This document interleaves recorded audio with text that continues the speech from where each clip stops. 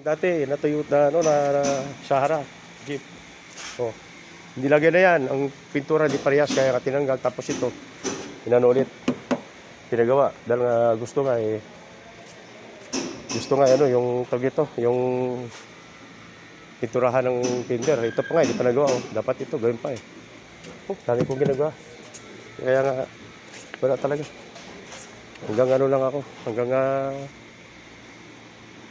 Ngayon, overtime naman ako. Ilang araw na. 3 araw na akong overtime. At least may kita naman. Yung sahod lang namin, medyo bitin ng konti. Yun lang problema dito. Kaya minsan wala kang gana magtrabaho. Wala ka magawa talaga. Ganyan talaga ang buhay. Ganitong sinaya. Ay bakit? 3 buwan din ang susildo. 4 na buwan. Eh sa amin may binibigay naman kahit paano. Eh, stantay lang. At may bigay naman.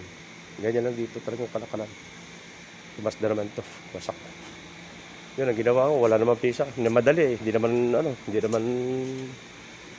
naman itong ilantra. Walang pisa.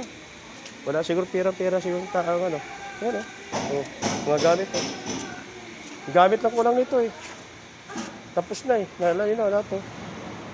Walang pera siguro nangyari. Kaya ganun nangyari. Oh. Hindi na ba may makalod eh.